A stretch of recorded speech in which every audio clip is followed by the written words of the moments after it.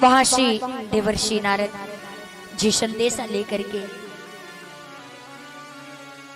जाते हैं भोलेनाथ के पास। भोलेनाथ से समस्त बातों को बताते हैं। भोलेनाथ आवेश में होकर के त्रिशूल लेकर के खड़े होते हैं, अपने जटाओं से एक बाल निकालते हैं, उससे एक वीर पुरुष प्रकट होता है और बाबा कहते हैं कि हे वीर पुरुष तुम्हारा कल्याण हो। वो वीर पुरुष कौन था? वीरभद्र। वीरभद्र ने कहा कि हे प्रभु आप मुझे आज्ञा दें, क्या करना है? भोलेनाथ ने कहा कि हे वीरभद्र आप जाओ और दक्ष के यज्ञ को पल भर में विध्वंस कर दो और जाके विध्वंस करके वापस आना। अब इधर वीरभद्र को कह दिए। अब जो भोलेनाथ के गण पहले से जो पहुंचे हुए थे यज्ञ में, वो युद्ध में परास्त होकर के वापस आ रहे थे लौट करके।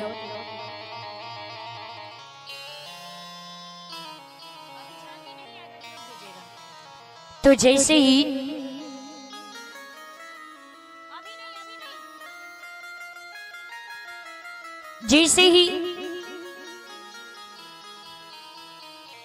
परास्त होकर के आधे मार्ग तक पहुंचे थे, वीरभद्र जैसे ही चला, मानो इतना तेज आंधी तूफान उससे पहले कभी नहीं देखा।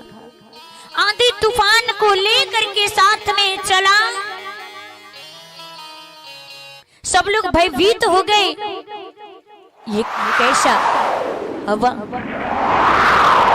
इतना आंधी तूफान तो इससे पहले कभी नहीं देखा। सब लोग यज्ञशाला छोड़ करके अंदर जा करके छिपने लगे। सब लोग भयभीत हो गए। पूरा यज्ञशाला डगमगाने लगा। वीरभद्र जैसे ही पहुंचता है,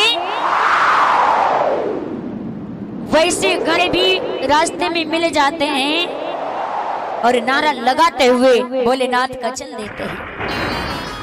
यज्ञशाला में प्रवेश करते हैं। वहां पहुंचने के बाद वीरभद्र ने सबसे पूछा, बताओ किसने अपमान किया है मेरे स्वामी का? अब जो गण लोग थे बताते गए। ये जो बैठे हैं सामने दक्ष प्रजापति, इनको तो प्रजापति का पद क्या मिल गया, इतना अहंकार भर आया कि ये भोलेनाथ का ही निंदा करना प्रारंभ कर दिए